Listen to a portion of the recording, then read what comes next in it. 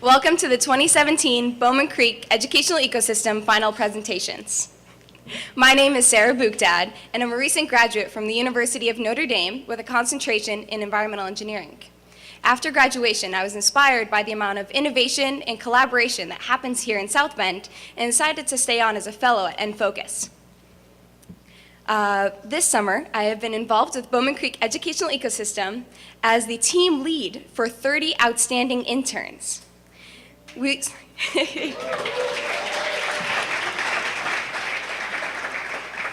want to take this time to thank you all for joining us as we celebrate another successful year and the accomplishments of all of our interns.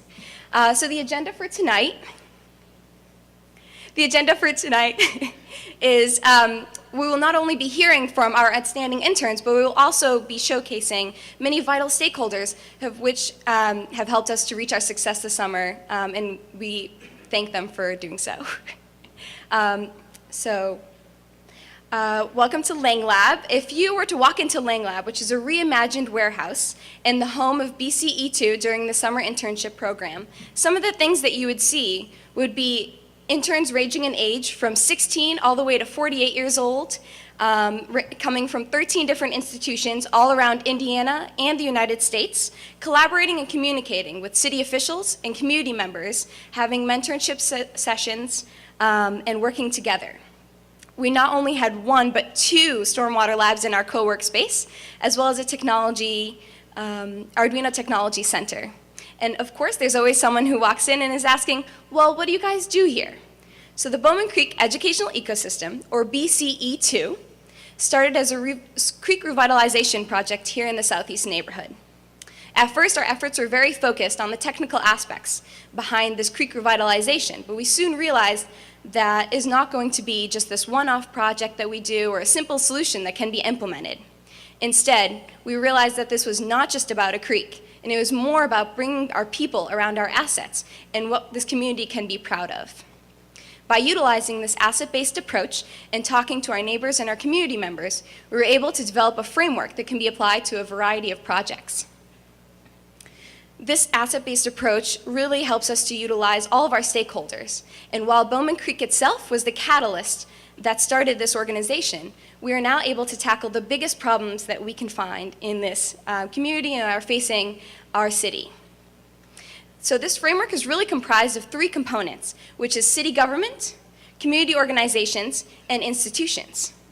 So one of our biggest collaborations this year has been with Venues, Parks, and Arts. We've done a number of projects with them, ranging from small to really large 6-month endeavors. One of the great opportunities that we were able to be a part of was Best Week Ever. And we were able to engage 2 homeowners in South Bend and have them host rain gardens on their properties. We were able to have them host these rain gardens on their properties, which not only helps to decrease the amount of stormwater overflow that's in our city, but help in health issues as well. So these rain gardens have been implemented in the Southeast neighborhood and transferred to other parts of South Bend. Another great opportunity our interns had a chance to be a part of was Leaper Park revitalization efforts, in which a collaboration between Venues, Parks, and Arts, Memorial Hospital, Madison STEAM Academy, and Bowman Creek, working to develop our city and create a better quality of life. And finally, we were able to implement a mural in the Southeast Neighborhood Park, which is right around the corner from Lang Lab, and able to display the artistic abilities of both our neighbors and the Boys and Girls Club of South Bend. And now I'd like to introduce Aaron Perry, who's the director of Venues, Parks, and Arts, and say a few words about how our collaboration has influenced his department and how this collaboration really does make our community stronger. Well, good evening. Mayor Pete sends his well wishes. He couldn't be here this evening. He's actually out of town for a couple weeks, but truly he shares the same passion and energy for this initiative as I do. And you can rest assured that South Bend is a better place due to the passion, energy, and intellect that you all have offered this community over the past summer. Sarah, I think there's a strong tradition of team leads taking full-time jobs in South Bend after they finish their tenure. So I don't know where she went, but Alicia's here actually continuing to work on a park project, particularly Howard Park. And we're excited about the reimagination of that will happen. So thanks to the efforts that Sarah picked up, or Alicia picked up here with BCE2, it's going to continue to manifest itself throughout the community. That's the most exciting part about this group, is that it takes not only, it's not an idea group. So often we get a chance to work with different groups who come in and consult and tell us, here's what we figured out you're doing wrong, or here are some of the ideas we have that you can use to tackle this problem. And then it stops, and they say, good luck. This group isn't that way. You say, here's some ideas that we have. Let's go test them and talk to the community and get them involved. See, that's a key step that a lot of folks miss. Getting the community involved, talking to the stakeholders, the neighbors, getting them involved with the solutions. And then you take it to the final step and you implement the activity. We see things manifesting themselves. A couple of the ones I'm particularly proud of were already mentioned. Sarah was talking about the Leaper Park projects, the public art over in Southeast Park. And some of these projects come with lessons learned, lessons not only in creativity and innovation, but also lessons in tenacity. Who would have thought working with a federal railway would be such a hiccup in trying to get public art in a park? But you guys see that through and came up with creative solutions and started what we hope would be a new tradition of public art in Southeast Park. And the idea of the urban tree nurseries. This whole concept of taking vacant plots of land and using them as community assets. But it didn't stop there with just planting some trees. You could have easily planted those trees on your own or hired a contractor to do it, but you involved the neighborhood in helping plant those trees. And you've involved the local business and what that does for community engagement and employment engagement, employee engagement. And then you figured out a way to get little kids coming out of their house and get excited about planting trees. And you're even figuring out a way to irrigate those trees. And I'm particularly excited about the application that I'm told is yet to come, applying some Arduino technology to be able to sense when the trees actually need water. A play I saw years ago, it's called Hope is the Thing with Feathers. Hope is the Thing with Feathers. Has anybody seen that play? Good. Because I don't remember exactly how it goes. But it goes something, and then actually, I didn't remember, but I kind of remembered the moral of the story. So I bought the script, and then I started trying to read through it. It's really hard to read a play by yourself. You're like trying to say the voices in your head, and now they're indoors, now they're... So I'll tell you my version of it as I wrap up here today. Hope is the Thing with Feathers. It takes place in Central Park in New York. It's a comedy about a couple of vagrant guys who you can tell kind of know each other, familiar. They're walking around, and they show up in Central Park with kind of their knapsacks, right, type thing, and they're walking around. It's the end of the day. It's sunset. And they're getting there, and they're going, oh, boy, long day, yeah. And you kind of see them settle into their benches and kind of take a seat. It's the end of the day. And as the sun sets, you start to hear ducks off in the distance. Quack, quack, quack, quack, quack. Yeah. Kind of like at Leaper Park, maybe, right? We'll talk about the duck pond later. You hear ducks off the distance, and one of the guys perks up and goes, those darn ducks, every night, whack, whack, whack, every night. You know what I'm going to do? I'm going to go catch one of those ducks. And the other guy perks up and he goes, you're not going to catch a duck. You don't know the first thing about catching ducks. And the guy goes, oh, yeah? Sure I do. What you got to do is cowboy style, get a noose and get a nice little lasso and round it up and hee-haw, get it by the neck. That's how you catch a duck. The other guy goes, no way, that'll never work. What you got to do is you got to get, a little box and a stick and prop it up and a little string on it and, like little breadcrumbs leading into it. And when the duck gets under there, then you pull it up, that type of thing. And they go back, another guy perks up. There's a third guy over there on the bench, goes, no, no, no. The only surefire way is shotgun pellets. And they're going back and forth. And they start arguing all about catching a duck. Finally, one of them, so what? Even if you did catch a duck, you wouldn't know what to do with it. You wouldn't know how to prep it to cook it. Oh yeah? Well, this is how you do it. You got to pluck all its feathers out and do X, Y, Z. And the other guy goes, no, what you got to do is kind of step on its neck and twist it and pull it up and then get it out of its skin. That's actually how you do it. They keep arguing. Okay, so what? Even if you figured out how to catch a duck and even if you figured out how to skin it and prep it, you wouldn't know how to cook it. Sure, I would. You got to boil it. No, you don't boil it. You got to fry it. No, you don't fry it. You put it in duck stew, and then they go on and on and on. Okay? Well, even if you did that, who would you eat it with? Oh, I would eat it with the mayor. I would eat it here. I would eat it at the top of the Rockefeller Center. They argue all night long. You can imagine these guys bantering back and forth like good old friends about this duck. And pretty soon it's morning. The sun comes up. These guys are on their benches and they go, grab their things and carry on for the day. And that's the end of the play. The interesting thing is they spend all night arguing about those ducks and what they're going to do and how they're going to catch them and who they're going to eat them with and where they're going to eat them. But never once do one of them get off the bench to try and even catch the duck. And that's what I appreciate most about this particular group. You don't sit on the bench talking about ideas and concepts about what could happen or what you would do. You do it. And if there's nothing else you take with you from South Bend is the lesson that you can make a difference and you can do things. And we're forever indebted to you for that. Thank you.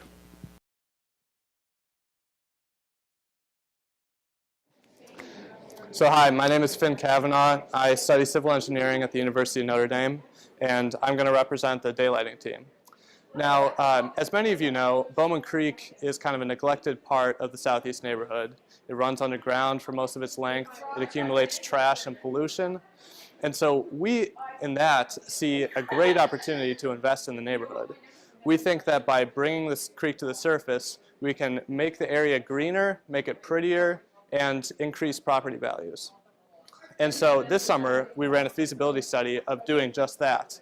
And we believe that Riley High School can be a really great place to do that because having a creek on campus could act as an educational opportunity. It could increase their enrollment and increase their tax base by bringing more people to the community. And so we studied the site at Riley. We worked with our Riley stakeholders to determine what they wanted, what they needed, and how we could make this project work. And our end result is we compiled this report, and in it we discuss all the kind of problems of daylighting Creek, and we think we present a solution that, given the right funding, given the right big picture thinking, could improve both Riley High School and the southeast neighborhood. So thank you.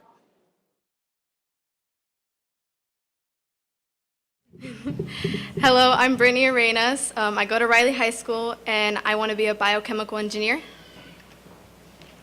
Hello, my name is John Perequin and I'm studying biotechnology at Ivy Tech.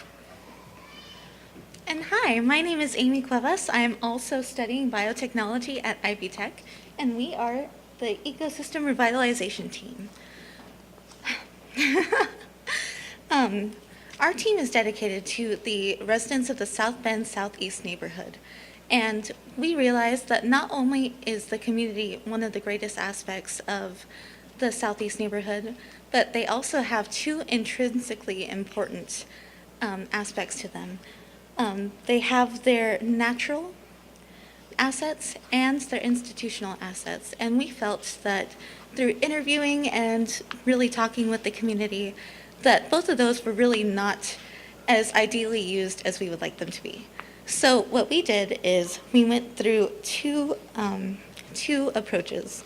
The first one is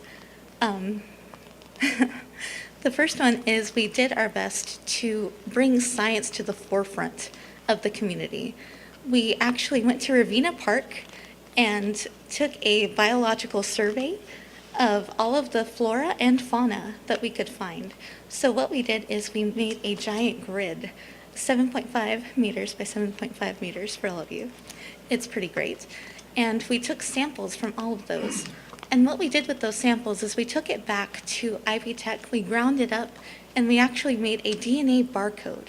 And what a DNA barcode is a very unique, very easily accessible way to find different types of species, because it turns out that Bowman Creek is actually home to several endangered plant species that we are fighting hard to protect and fighting hard to make sure can thrive. So what we did with those barcodes is we're actually sending them to a place called Eyeball, and it has nothing to do with your eyes, I guarantee you. That is actually the International Genetic Barcode of Life. So they take all of these genetic barcodes and they actually keep them and make sure that South Bend is on a global map with all of its flora and fauna. But that is not what's most important in a community. What's most important in the community is the people and the next generation.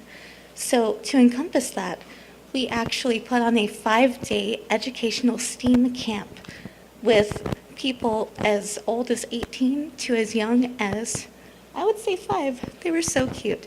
So we worked with stakeholders from Riley High School, Ivy Tech, Notre Dame, IUSB, and the Boys and Girls Club, and so many more to help us achieve our goals and to help these children really see what science and technology has to offer South Bend. But enough about us. You can come see us and all that we've done at our poster. But I would like to introduce our next group, some lovely ladies of science who have actually been helping the community physically and technologically. So here, coming up next, is the stormwater team.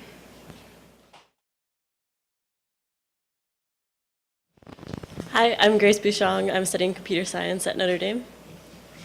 My name is Diane Wawero, and I'm studying Earth and Environmental Engineering at Columbia University. And my name is Gbemisola Kunzwa. I'm studying chemical engineering at the University of Notre Dame. So I'm just going to give you a brief overview of what stormwater has been up to for these past couple of weeks. Can you imagine what it's like to wake up to that mess in your home? Every time a heavy downpour occurs, the ritual is to run to your basement, move your stuff, and hold your breath. I'm going to let that sink in for a while, because these are the words of Eileen Sullivan, a South Bend resident who experienced sewage backups into her basement after the heavy storms we experienced in August 2016. So let me give you a little background to where that's coming from. So every year, about 500 million gallons of sewage goes into St. Joe's River, and this is because South Bend has a combined sewer system, and this system also causes the basement backups that people like Eileen Sullivan have to experience. But be rest assured, because South Bend has taken the initiative to implement green infrastructure that is both cost-effective and environmentally friendly to reduce these overflows. So where does Grace, Diana, and Gbemisola come into the picture? Well, I'll tell you. Well, we have been looking into analyzing the green infrastructure, specifically rain gardens that were installed last year. So what we did was we really wanted to know, how do rain gardens work? We looked at their dynamics and also the effectiveness of rain gardens so that we can optimize the placement of green infrastructure throughout the city. We utilized Arduino technology to create a soil moisture sensor that can be taken underground, and we also were able to build our own simulated rain gardens so we can have a more controlled experiment. Also, we collaborated with MNIT, which was really cool, and got to work with their smart sewer system so that we could create a model that correlates rainfall with basement backups. So all of this that we're doing is just so people can feel comfortable in their homes, people can feel safe in their homes, and also because we need to take care of an important asset of ours, which is St. Joe's River. So after all of this is done, we invite you to come to the room at the farthest right. You can come to us first. We're going to obviously have our poster out there, but we actually have one of our simulations out there, and we'd love to share that with you. But in the meantime, we'd like to invite Vacant Lots team up. They've been working really hard on looking into positive use of the abundant vacant lots that we see in the Southeast neighborhood. Thank you. So, after Mayor Pete Buttigieg's 1,000 Houses in 1,000 Days initiative, over 1,000 blighted properties became neutral. As a result, about 25% of lots in the Southeast neighborhood are currently vacant, and it's time to come up with positive reuse options for them. Some options we're currently exploring include infill housing, smart green infrastructure like rain gardens and native tree nurseries, as well as pocket parks and split lots, like you would see here, splitting a lot between two neighbors. Some of these options have already been prototyped on lots in the southeast neighborhood, and some we're looking to prototype in the near future. But what we did this summer is we created an online tool to help inform intelligent, data-driven decision-making and increase collaboration between the city and citizens. The platform we used to develop this tool is called ArcGIS Hub. It's a new software that was just released by Esri, which is the Microsoft of intelligent mapping, just this summer. And we're piloting this new software with the city's Department of Innovation and Technology. The way ArcGIS Hub works is it kind of creates a central site that pulls and collects from a bunch of different online products that Esri has out there, like interactive web maps that can show all the vacant lots in the southeast neighborhood and the pertinent information, as well as graphs that can depict data in visually appealing ways, and story maps that can walk you through the legal process of buying a vacant lot, or highlight positive reuse options. It also has surveys that can be used to crowdsource data verification and allow for feedback from the community. Another feature of ArcGIS's site is a pages feature that allows you to go more in depth on certain topics, such as having a frequently asked questions page. We plan to have our site go live in October when Esri finally unveils and releases this all to the public. But until then, please join me in welcoming the Urban Sustainability Group, who have been piloting some native tree nurseries on vacant lots. Hi everyone, I'm Gabe Gaspar and I study environmental engineering at the University of Notre Dame. I'm Diane Richmond. I'm working toward a graduate certificate in leadership in strategic sustainability at IUSB.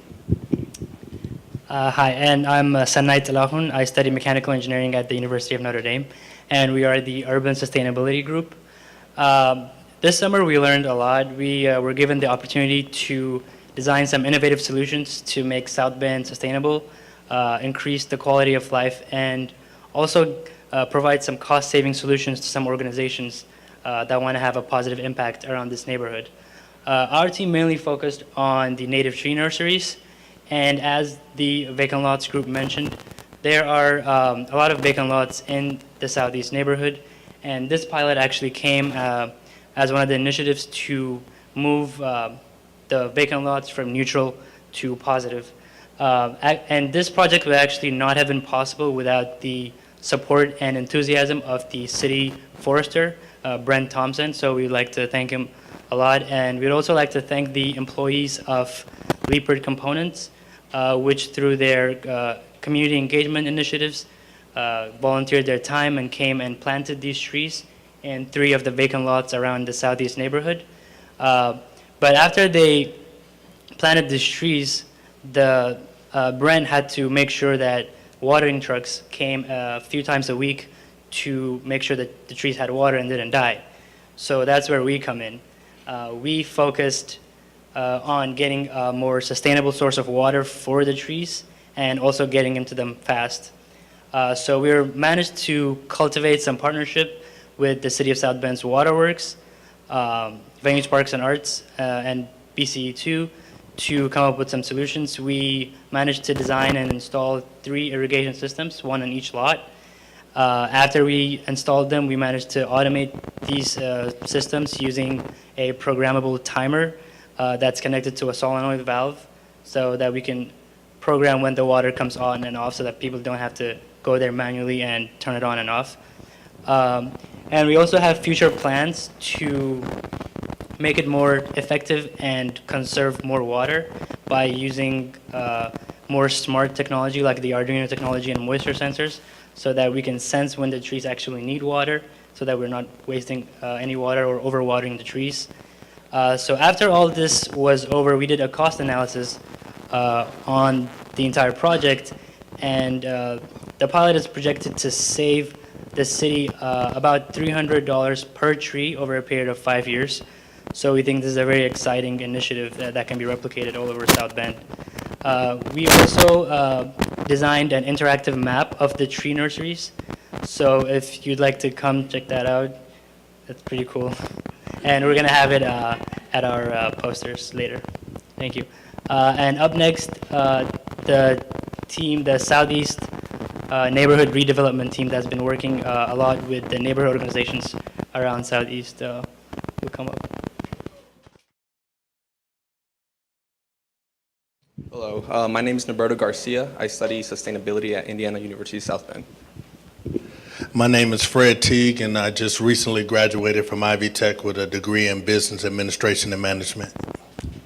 Hi, I'm Jackie Brebeck, and I'm an accounting major at the University of Notre Dame. And I'll be telling you a little bit about what we've been doing this summer as the Southeast Redevelopment Team. And so we started out working with an organization called 466 Works and have been working closely with them this whole summer, having meetings every Monday. And it was hard waiting until Wednesday to see you guys this week. It really was. I missed you. And so working with them closely has really been a pleasure and gave us our direction at the start of the project. We focused on housing and community engagement for them. And so one of the first things we did was building a website, 466works.org. Go check it out, please, and learn more about 466 Works. And we also worked on making sure that the community really had a voice in their short-term redevelopment plan that they're working on currently. And to do this, we worked with SOAR and Conrad, attended some of their meetings to get community input, and we also did a community survey where we walked actually door to door around the neighborhood and asked people about their concerns. And we got a lot of very useful input from this that gave us even more direction later on in our project, which I'll talk about later, and got to know the neighborhood very well. And we also conducted a neighborhood impact survey to figure out the current status of the housing and also to see what areas were most in need of investment.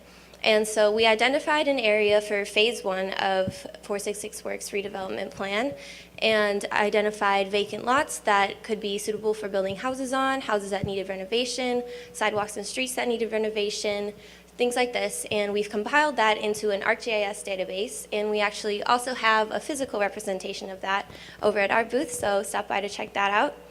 And in addition to these focuses on housing and community engagement, from our community survey, we found that lighting was actually the biggest concern in this neighborhood. Almost everyone we talked to us about how they wished that they could have improved lighting in their area. And so we also started looking into what we could do about lighting in the neighborhood. And we went and got quantitative and qualitative data, again, by talking to the community, talking to local law enforcement, and then also by going on GIS and looking for the actual distances between streetlights. And we have been talking to the director of Light Up South Bend about what we can do to light up this area. And there's a lot more future work to be done, so be on the lookout for that. And for now, the next team that will be introducing themselves is Informing Healthy Neighborhoods, who have been working on protecting the human health in our area, the southeast side. Hi, my name is Caitlin Carroll. I go to Ball State University, and I'm studying natural resources and environmental management. Hi, my name is Matt Watkins, and I'm studying civic leadership and policy studies at IUPUI. Hi, I'm Noreen Maloney, and I'm a chemistry and environmental earth sciences major at St. Mary's College. So our group's goal was to connect residents with the correct information and resources that they needed in order to improve the health of their homes and subsequently the health of themselves as individuals and the health of their loved ones. So this summer we decided to focus on the long-standing issue of lead here in South Bend. Specifically to the southeast, we have some of the highest rates of children with elevated blood lead levels. And so that can cause developmental issues as the child continues to grow. The main causes of lead here in South Bend is soil, dust, and paint in and around the home. So when we talk about things like remediation and abatement to solve these problems, they can be costly and time-consuming. So this prompted us to ask the question about how we could collaborate with our existing community partners in order to co-create a solution that's both affordable and effective for the average family here in the Southeast. And So one of the ways in which we did this was collaborating with the Near Northwest neighborhood, who has similar housing stock and issues with children and elevated blood lead levels. We were able to open up a dialogue about how residents reacted and felt about certain things, like lead remediation, abatement, and even education. And in doing so, we were able to help build a program that is going to promote the Southeast to move forward in a positive, lead-safe direction, because every home deserves to be healthy. Up next is going to be they've worked with pretty much every group here in the Bowman Creek educational ecosystem. They put the smart in smart green infrastructure, the Arduino technology team. Good evening, everyone. My name is Perfect Pashashgunimana. I go to the University of Notre Dame, and I study electrical engineering. So they called a team, and one person showed up. It's because my teammates have other things that they are doing. Some of them are in athletic camps, and others are also doing study abroad. So I'm here to represent them. So Arduino technology has 3 parts to the project. The first one is working with rain gardens, and what do we do with that? So the stormwater team talked about how they use Arduinos to monitor infiltration and infiltration and moisture in the soil. So we are the people who help them create and monitor those sensors so that they can give valuable readings. So we are the reason they are here actually. So another thing we do is to calibrate the sensors they use, because sometimes they have some problems. For instance, our sensors were running on, they were draining so much power when we started. So we focused on how can we make them efficient. And, we got them from running on 24 hours to extending their life to like 3 months. Another thing we do is what we can call Internet of Things. It's how you connect everything together on the internet. And we have 2 components to that. The first one being using Wi-Fi modules such as ESP8266 and some XBs in order to take the data from the moisture sensors to our websites and our database actually. And the second component to that is working with Mnet in order to get the data from our database to their database so that we can help decision making in the future of the CSO's issues. The third part is how do we use Arduino technology to the community, because BCE2 is here mainly for the community, and we do Arduino workshops in order to help young people who are coming up to also be able to use the technology and make South Bend the impact hub of technology, as Mayor Pitt says all the time. Another component to that is making music instruments. We made one music instrument for third coast percussion, and it was used in their presentation and in their musical show. So we hope that the seeds we planted in these 10 weeks will grow and will not die, because we'll be there to support them, and I know the people who are going to follow us will be able to smoothly enter into what we did. So we have a stand over there. You can come check up some demonstrations that we've been working on in this summer. So, and coming up, I'm gonna welcome the ethnographic team, the people who observe everything we do, and they learn how we learn.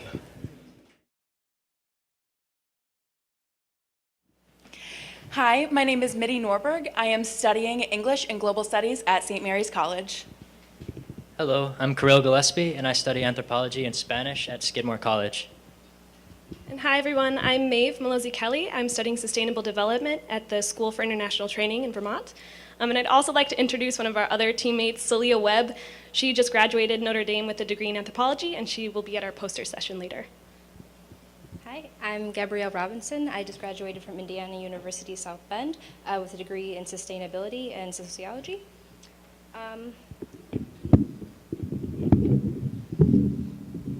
I would also like to thank our mentors, Susan Bloom and Dr. Honstead, who are from the University of Notre Dame, as well as Dr. Hebert, who's from Indiana University South Bend. So to dial it back a little bit and talk a little bit about what ethnography actually is, it's the qualitative research that seeks to understand people's lived experiences over time. So what we do as the ethnography team is we do something called participant observation, or as our mentors have coined, deep hanging out. So, very important process. What we do is we kind of participate with the interns and understand everything that they're doing through doing the activities with them, and then we come back and we try to understand, like, what do these activities mean? What are they saying? What are they doing? And give those things meaning. So some people may ask, well, why do you have an ethnography here at BCE2? So what our job is to really understand the model and try to sustain it so it can be implemented elsewhere. So in the ethnography project, we have 4 different sub-projects that are going on. The first one is the STEM Pipeline Project, which tries to understand how STEM students take what they learn in the classroom and then translate that out into the workforce and out into the broader community.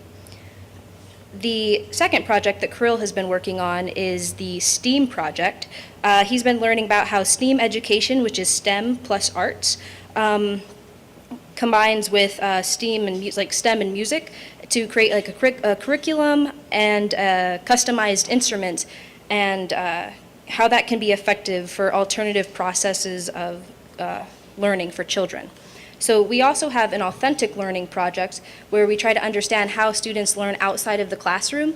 So we here at BCE2 are doing things that wouldn't conventionally be done in a classroom setting. So we have like the stormwater management team going out and digging holes for burying sensors, as well as fighting cats out of their rain gardens, which has been an issue. So we also have the Gainey Impact Project, which is trying to understand who is the community, who has voice in the community, how do we behave with the community, and then in turn, how do they behave and react to us. So we aim to publish the research that we've been gathering here, but that's not our main focus. What we really want to do is understand how BCE2's model works, so then we can replicate it elsewhere. And then for right here and right now, we really want to understand it because we want to help build upon the Southeast community and work with the community and develop the community through this process. Thank you. Thank you to all of our interns. These interns have been working day in and day out for 10 weeks. And a lot of times I'd have to kick them out at the end of the workday or on a Friday because they just wanted to keep working more. So I want to thank you all for all of your hard work and for making it so easy to be your team lead. So let's give these guys another round of applause.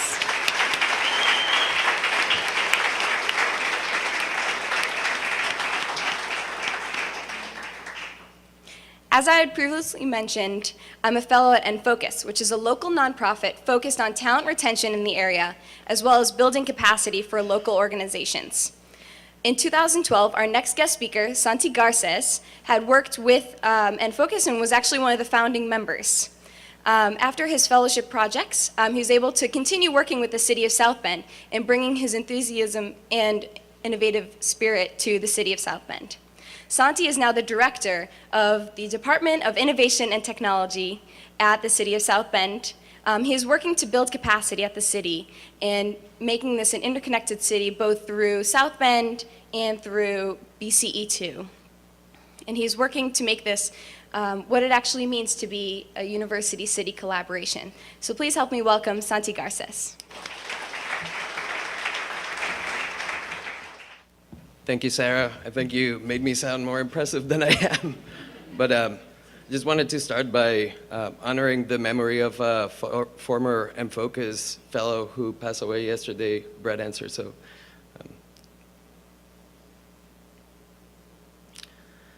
So when the mayor talks about Bowman Creek, he always says that this is one of the best chapters in the book of the history of the city.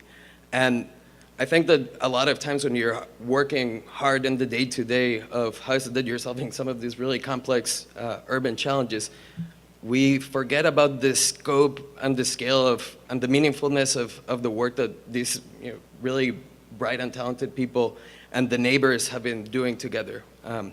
And the group that was working on the engagement hub that we've been piloting, they mentioned that we made it to the plenary session. I think they did mention it, but Bowman Creek was featured in the largest geospatial conference in the world. Like, these are people that are traveling from all over the world that we're meeting in San Diego, and Renee, who's back there, was in the audience, and he's been a critical part of the project. He's our director of applications.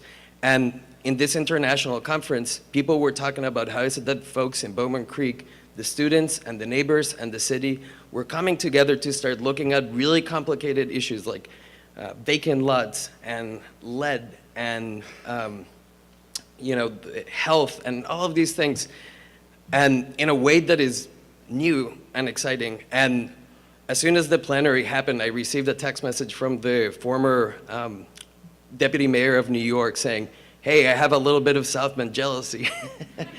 And it just, I'm sharing that because I think that it's tough at times when you're sitting here and it's a little bit hot, thinking about really, this is the edge, this is the cutting edge of what smart cities are. And a lot of people think smart cities are about putting sensors or doing some sophisticated data analysis, but smartness is about adaptability. And what we've seen here happen is the neighbors changing the students, changing the city, and all of us kind of working together and changing our understanding of these really complicated issues. And I think that traditionally, in the way that we approach city management, we think, something is a public safety issue, or it's an infrastructure issue, or it's a land management and planning issue. But the reality is that neighbors experience all of these things at the same time and have insights that we would never get to, but maybe sometimes we don't have the vocabulary to talk about these things, and then being able to put it in an actionable way.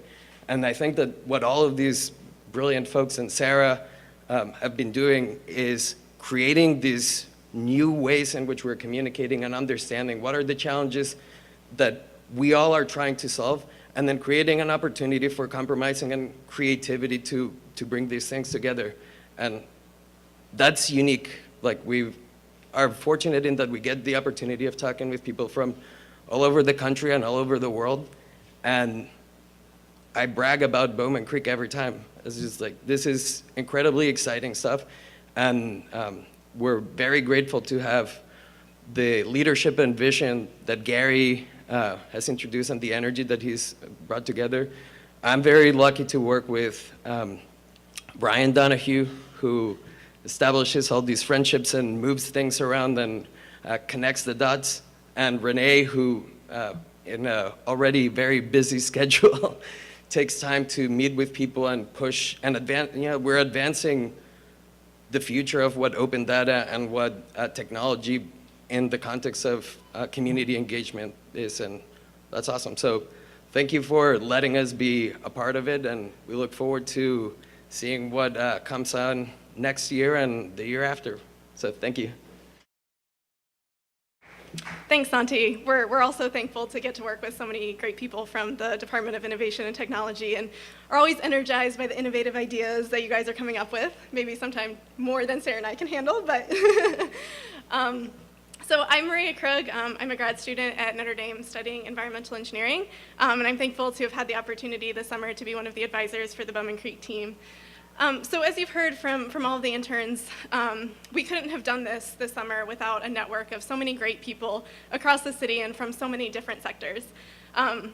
I'm constantly amazed by just the energy and the ideas and the momentum that happens when you even just get a couple people in the same room that all care about the city and care about this community, and are so passionate and dedicated to actually making that happen. So we built on a lot of really great relationships this year with different city departments, community organizations, expanded a lot of partnerships, building up a network of mentors. We had over 20 people from different local professionals to faculty members to teachers that volunteered their time to come to Lang Lab this summer and help us, help the interns advise on different projects. And so we're so thankful for all of your support and dedication this summer. So I just wanted to take a minute to thank all of you for your support. So as we highlight some of the partner organizations, if you're affiliated with these organizations in any way, please stand up and remain standing until the end so we can really celebrate this great network of people that we have here tonight. So first, I'd like to thank Mayor Pete, even though he couldn't be here tonight, for his continued support of the program. We had great opportunities to work with him throughout the summer. We're always so excited to work with him on all of the change and energy that's happening here in South Bend right now. To Stephanie and the whole team at Lang Lab, thanks for putting up with us this summer as we continue to spread out and take over your entire space day after day. But the energy here at Lang Lab really is contagious, and we couldn't ask for a better place to work, so thank you. To all of the various departments from the city that you guys have already heard about, especially the Department of Community Investment, Innovation and Technology, Public Works, and Venue, Parks, and Art, whether it was technical advice or access to data or tools and mulch, you guys helped support all of our projects, and we're so thankful. And I know that there's city people here, so stand up, guys. Yes, Liz in the front row.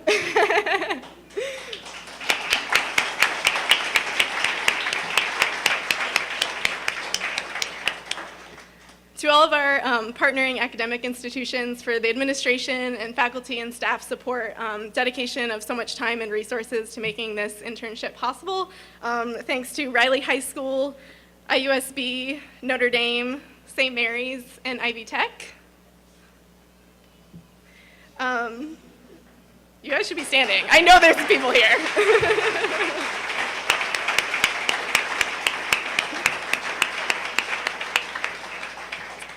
To all of the community organizations doing such great work here in the Southeast neighborhood, especially 466 Works and SOAR, Reverend Taylor, Conrad, and all of the board members for both organizations, thank you so much.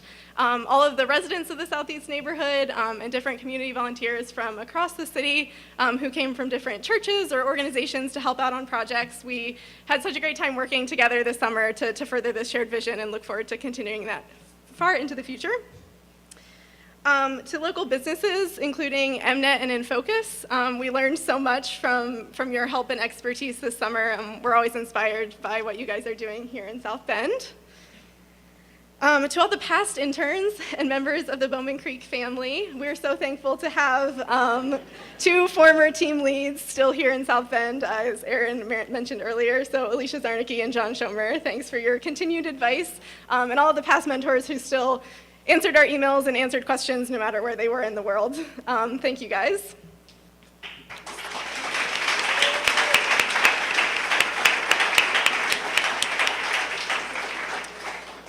To all of our funding organizations who made this possible, both the local foundations and the National Science Foundation who supported this work through the Division of Undergraduate Education grants. And thank you especially to our research team, Gary Gillott, Jay Brockman, Danielle Wood, Elisa Zordingura, Eric Honstad, Susan Bloom, and Terry Hebert, who put so much work into this, just planning and your support throughout the entire summer, all of the behind-the-scenes things that it took to make this happen, and your continued mentorship and support of all the teams. So thank you so much.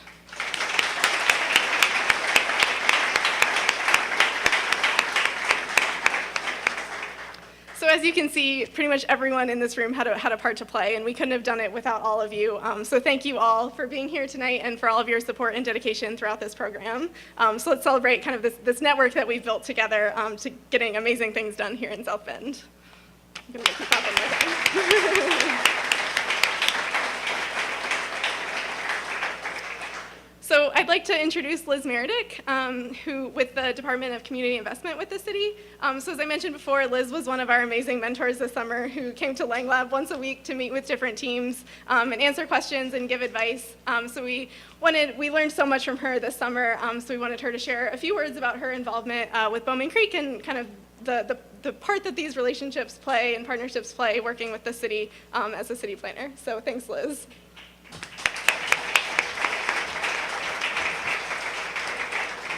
Hi, I'm going to do a real quick wrap-up. Leading into all the things that Maria just mentioned, there's lots of partners here. So as you would imagine, over the summer there was a lot of communication and collaboration between interns, neighbors, mentors, partner organizations, and it was really exciting to see those evolve and grow as we went through this 10-week session. Working to address some of these key issues that are identified both by neighbors and also from a city standpoint, ranging from housing to Bowman Creek to stormwater management, as we saw in a lot of these presentations. It was also great to see that the interns took a lot of initiative to explore a lot of these important issues and kind of go where the problem led them, if you will. And were willing to try new things and continue to tweak it and modify it as they continue to learn and evolve. And I think I can speak for some of the other mentors as well, saying that it was a very enjoyable experience being able to work with the BCE2 group this summer. And I'm looking forward to seeing it as things continue to evolve. And in particular, I'd like to say thank you to the interns. All of your hard work this summer and dedication is really great to see. And I'm hoping that not only did you enjoy this experience, but it's also going to stay with you, and that as you move forward, you enjoyed it enough that you're going to continue to be engaged within your community, wherever you land, hopefully in South Bend, and that you're going to continue to work on projects that really work to better the community that you live in. So with that, thank you. Thank you, Liz. And thank you again, everyone, for being here tonight. Before we move on to refreshments and to the poster session, Fred and I just wanted to talk a little bit more about Bowman Creek and our experiences here this summer. So when Bowman Creek started out 3 years ago, the Bowman Creek that runs through Ravenna Park just 2 blocks from here was the center point for development for the Southeast neighborhood. So throughout these past 3 years, interns have worked on exposing the creek in certain spots. They've worked on beautifying it and cleaning it, but they've approached these tasks not just as one and done projects, but as kind of a holistic approach to community development, which has led to a really great opportunity to grow community and also, grow place-based development here in the Southeast neighborhood. So I kind of see Bowman Creek as a bridge for the Southeast neighborhood to reach the goals that it creates for itself. And as we move closer to neighborhood ownership over development, we can see how that approach really benefits the community and also benefits us interns. So one of the things that was really striking for me coming here this summer was seeing how intentionally both the interns and those who organized the internship thought about community diversity and impact. Also, this holistic approach to development and the strong focus on social issues is really unique for an internship marketed toward STEM students. As part of the ethnographic team, I've also seen how this approach has really benefited everyone here, both personally, professionally, and also in technical ways. So our 8 teams go to neighborhood organization meetings, they go to city council meetings to present their work, they create usable prototypes that are scaled by the city, they communicate and interact with key stakeholders, and also really listen to the community for feedback and support. So, kind of taking and tweaking what Mayor Pete usually says, for me, this internship has been an experience where education meets practice and practice meets purpose. Again, unlike a typical internship for STEM students, where the students would normally be expected to complete some sort of finished product by the end of 10 weeks that may or may not be picked up by somebody else and doesn't have any real social impact, immediate social impact. Our work is all interconnected, collaborative, and ongoing, which is really the nature of creating relationships, building relationships, and finding solutions for lasting change. So it's been a really incredible thing to be a part of this summer and see happen in my hometown.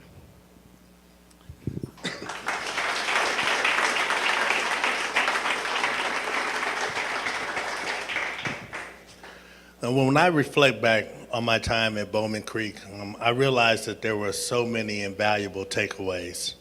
You often hear about how diversity can give an organization a competitive advantage in the business world, but you really don't know what that looks like until you've had a chance to experience it. Working with these young, bright minds from all over the world has been one of the highlights of my life. I tell people all the time that if you could bottle up the method that Bowman Creek uses to get the end results that you will all see tonight, you could change the world. Relationships are being forged over these 10 weeks that I'm sure will endure.